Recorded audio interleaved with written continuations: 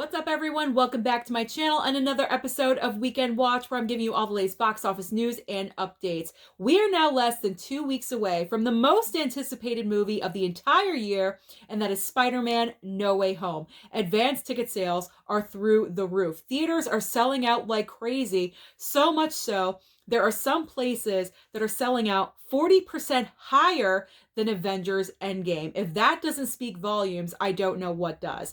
Everyone wants to know, are Toby and Andrew going to be in this film? I personally think that they are, and I'm looking forward to seeing that in a stacked audience. Now, is this movie going to break $2 billion like Avengers Endgame?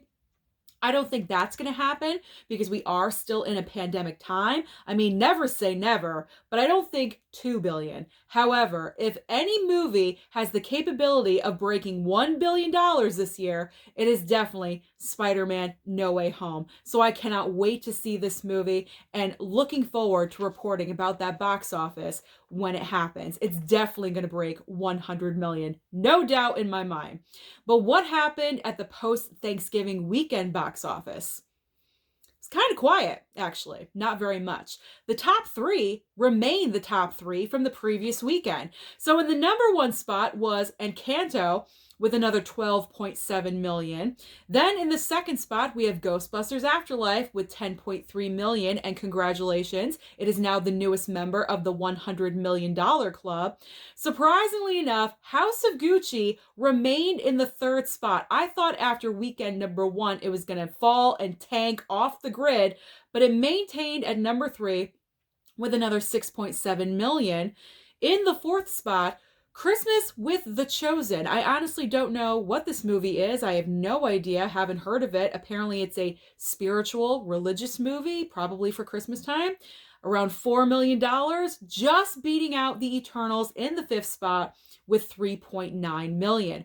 So what is coming to the box office this coming weekend? The big new release is West Side Story, directed by Steven Spielberg. Now, this is a remake, a reboot, whatever you want to call it. The original musical, way back in the day. This is the remake of that.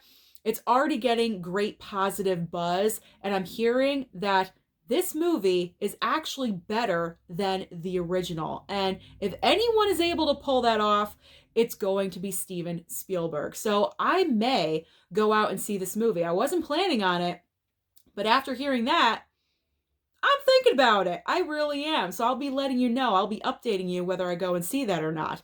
Another release this weekend, in a very limited small release, is Being the Ricardos, the true story about Lucille Ball and Desi Arnaz. Nicole Kidman and Javier Bardem play both roles.